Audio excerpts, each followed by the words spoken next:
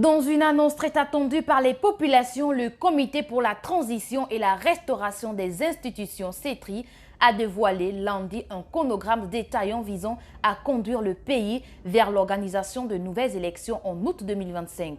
Le colonel Ulrich Monfumbi, porte-parole du CETRI, a lu le communiqué numéro 026, détaillant un calendrier articulé autour de 6 piliers clés. Communiqué qui a suscité beaucoup d'intérêt et de réactions auprès des hommes politiques aussi bien que les acteurs de la société civile. Il ne leur revenait pas au peuple et aux partis politiques de dire combien de temps était nécessaire pour ce travail que eux-mêmes, les militaires, se sont fixés. C'était à eux de donner des indications sur le travail qu'ils avaient à faire. Ils l'ont fait, c'est très bien. Aujourd'hui, c'est important que ce chronogramme soit là. C'est le bienvenu parce que nous nous posions beaucoup de questions. La transition, oui, pour combien de temps? Non seulement les Gabonais se posaient la question, mais nos partenaires étrangers également se posaient la question. Nous avons une réponse. Nous sommes restés sur notre faim parce qu'il déclare, j'ai envie de dire, le porte-parole du CETRI déclare que c'est à titre indicatif, donc susceptible de modification.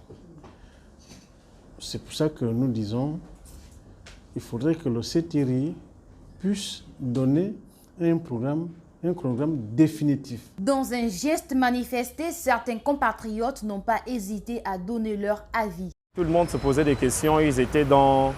on avait l'impression d'être dans l'impasse.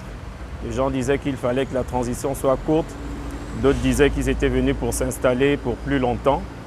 Mais avec cette déclaration hier, on est tous situés. Aujourd'hui, on sait tous que la transition est partie pour 2 ans. Quand bien moi, je voulais que ça continue même pour une dizaine d'années, vous voyez.